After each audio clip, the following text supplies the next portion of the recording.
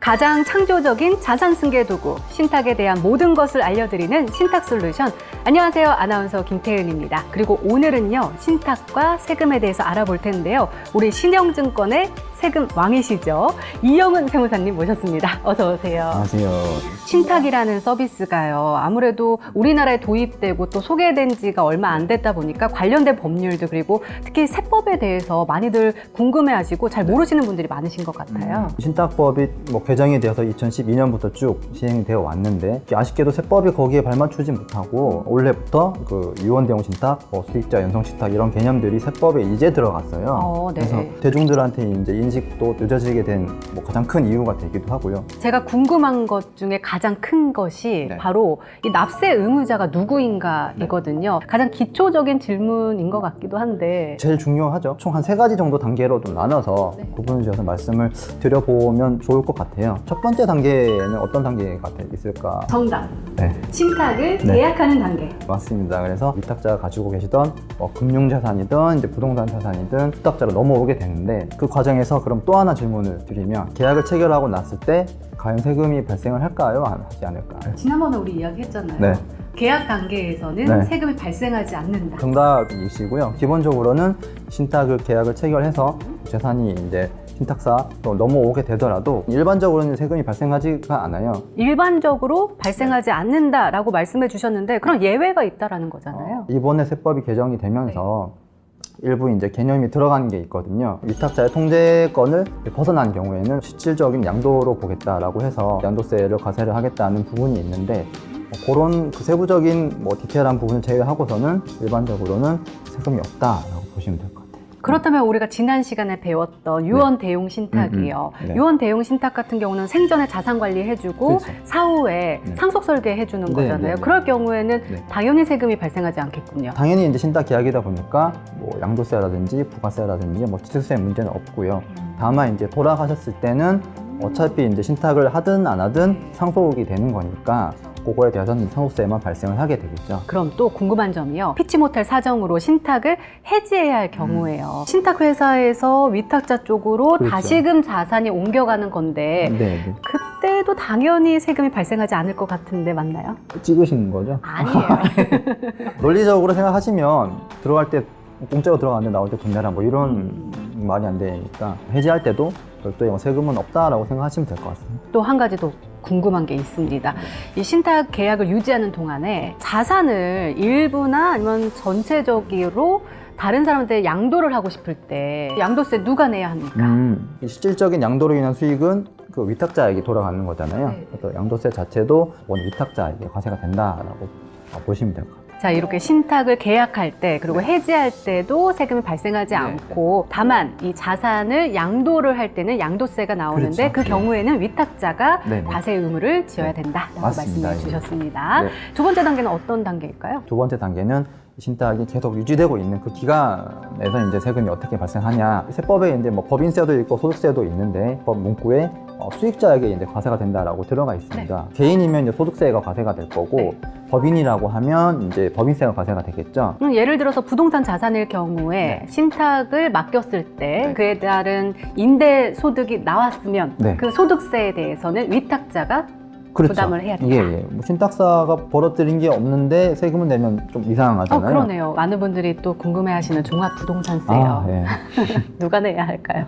종부세를 신탁을 하면 줄어든다더라라는 얘기가 갑자기 확 화두가 되어가지고 실질적으로 이를 활용해가지고 절세를 많이들 하셨어요. 가장 많이 줄어드는 케이스는 한 8천, 9천 정도 줄어드시더라고요. 굉장히 절세가 되는데요. 그런 경우까지 봤는데 올해부터는 신탁을 하셔도 종부세가 이제 각각 계산이 되지 않고 위탁자에게 이제 합쳐져서 계산이 되게끔 법이 이제 개정이 되어서 신탁에 맡겨놓은 자산도 위탁자가 가지고 있는 자산과 합쳐서 그렇게 됐습니다. 그럼 부가가치세는요? 당연히 또 이번에 세법에 또 개정이 되었어요. 위탁자 과세에서 수탁자 과세로 바뀌었어요. 그래서 앞으로는 수탁자 과세가 될 텐데, 실무적으로도 이제 어려운 점이 있을 거고 논란이 있어서 예외인 경우가 있습니다. 첫 번째는 이제 위탁자가 직접 이제 재화나 용역의 공급의 당사자가 되는 경우에는 위탁자에게 이제 과세를 하겠다, 부가세도. 두 번째는 이 위탁자가 이제 실질적으로 뭐 지배 통제하에 있는 경우에는 이것도 이제 부가가치세도 위탁자에게 과세를 하겠다. 이외의 경우에는 이제 위탁자 과세가 원칙이다라고 보면 될 것 같습니다. 좀 어렵네요. 어렵죠? 구체적인 사례가 필요할 것 같아요. 임대차 계약을 체결을 뭐 위탁자가 체결한다던가 네. 일종 부동산 관리 신탁 같은 경우에는 저희가 신탁회사가 소유권만 관리를 하고 있거든요. 네, 그렇죠.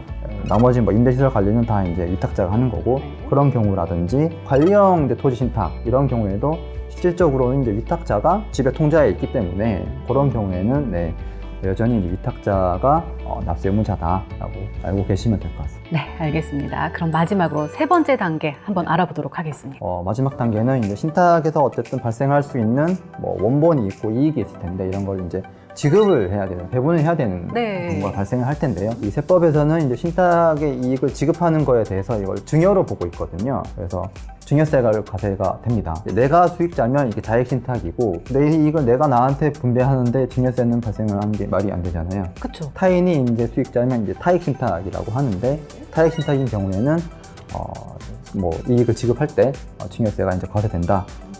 알고 계시면 될 것 같아요. 예. 면제 한도를 넘어선 수익에만 그렇죠. 네. 대해서 그렇죠. 뭐 성인 5천만 원 넘었을 때 이제 네. 세금이 발생하게 되겠죠. 유언 대용 신탁 네, 네. 똑같이 증여세 발생하지 않고 그렇죠. 역시나 상속세만 네, 발생이 되는 맞습니다. 거죠. 예, 예. 증여가 이제 개입될 여지가 전혀 없고요. 유언대용 신탁은 상속세만 있다라고 그냥 알고 계시면 간단히 이제 생각해 보실 수 있을 것 같아요. 네, 이쯤 되면 또 많은 분들께서 관심을 가지고 계시는 포인트가 있죠. 뭘까요? 절세 됐죠? 맞아요. 절세 포인트입니다. 네. 얼마 전에 삼성가의 어마어마한 상속세가 또 뜨거운 감자가 됐었습니다. 그렇죠. 상속세 좀 줄여줘야 되는 거 아니냐라는 국민청원이 등장할 정도로 세율이 너무 높다 뭐 이런 네. 얘기가 많죠. 맞아요. 근데 이 비단 재벌가의 이야기만은 아니죠. 전혀 아니고 만약 집값이 예를 들어 30억이다. 근데 이게 또 돌아가시면 세금이 한 7억, 8억은 나오실 텐데 그럼 집을 팔아야 되잖아요. 그렇죠. 이런 경우가 아. 허다하게 발생을 합니다. 예. 그래서 저희가 상담을 하고 할 때는 재산 규모를 파악하고 또 가족 규모를 파악하고 그렇게 되면 자연스럽게 뭐 상속세를 이제 추적하게 되겠죠. 신탁 설계에 앞서서 어떤 뭐 절세 상담이 되는 거죠. 사실은. 네. 그래서 최적화된 어떤 접점을 찾아서 저희가 제안을 드리고 말씀드리고 있어요. 그럼 그동안에 좀 설계해 주셨던 네네. 내용 예시 하나만 들어주세요. 가장 간단한 예시를 드리면 100억짜리 이제 상가 건물이 있어요. 돌아가시면 네. 한 40억 정도는 상속세가 나올 거예요. 오. 현금이 있으면 좋겠지만 없는 경우가 많겠죠, 사실. 이런 경우에는 미리 일부 지분을, 부동산을 자녀들하고 뭐 배우자 이렇게 좀 증여를 하셔서 지분에 대한 임대 수입이 있을 네네. 거잖아요.